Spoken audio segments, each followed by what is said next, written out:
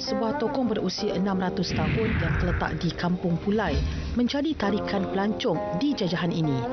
Tokong Sui Niet Kiong atau dikenali sebagai Tokong Mek mempunyai nilai sejarah tersendiri menjadi tarikan kebudayaan kepada bangsa lain.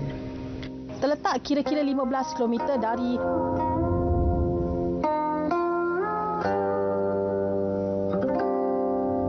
Bandar Koh Musang, Tokong Sui Niet Kong atau lebih dikenali sebagai Tokong Mek ini merupakan antara salah satu lokasi peninggalan sejarah di jajahan ini.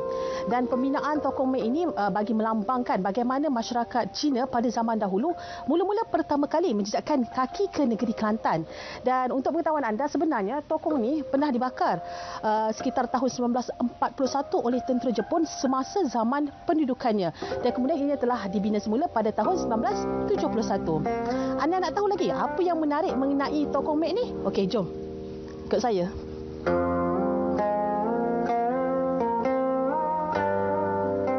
Berkesempatan singgah ke lokasi ini, kami bertemu dengan penghulu mukim Pulai iaitu Fu Meilin.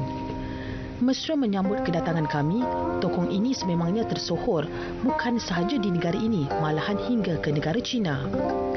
Menurut beliau, semasa perayaan Tahun Baru Cina setiap tahun, lebih 1,500 orang kaum Cina tempatan dan luar negeri akan berkunjung ke tokong ini. Jadi semua orang dari luar negeri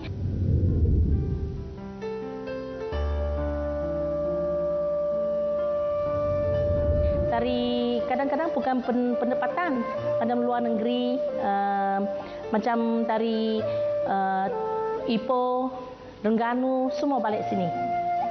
Ya, yang dalam tadi saya tunjuk punya itu ialah Dynasty Ming punya 1403 punya yang masa dulu lah zaman dulu. Ini ialah kemudian kita yang sudah 3 kali untuk renovation. Kali ketiga dah ni. Dulu ialah satu rumah yang tanah yang buatnya. Lepas tu kita ada renovation sampai sekarang.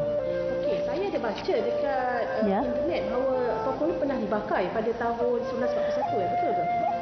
Tahun berapa?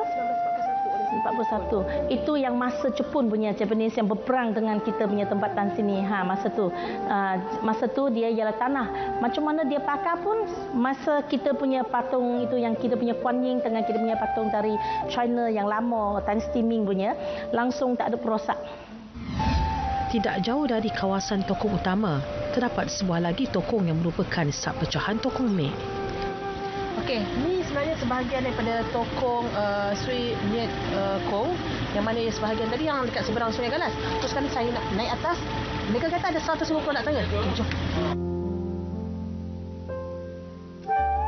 Dipercayai sekitar tahun 1600 ketika era keruntuhan pemerintah dinasti Ming, sebahagian rakyat Cina mula berhijrah ke Kampung Pulai melalui Sungai Kelantan dan Sungai Galas untuk mencari gali emas. Menurut masyarakat Cina Hakka tempatan yang mendiami di kawasan Pulai ini mengatakan dahulunya terdapat seorang puteri yang datang ke kawasan ini, kemudian hilang tidak ditemui, dan selepas itu mereka telah menggelarkan kawasan ini sebagai Gunung Puteri, dan tidak lama selepas itu kawasan ini telah dibinanya tokong Sui Niet Kong yang kedua.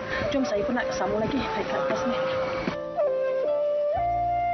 Mereka menaiki kapal kecil atau tongkang melalui kawasan ini dan mengambil masa 2 hingga 3 minggu untuk sampai ke Pulai sebelum menetap di kawasan ini. Hulunya adalah kawasan Lombok Emas, yang mana ini menjadi antara salah satu tarikan ataupun faktor yang menyebabkan bagaimana masyarakat Cina dari tanah besar Cina datang ke negeri Kelantan pada satu ketika dahulu. Laporan oleh saya Ahmad Aziz bersama juru kamera Alif Syadam dari Koh Musang, Kelantan, Darul Naim.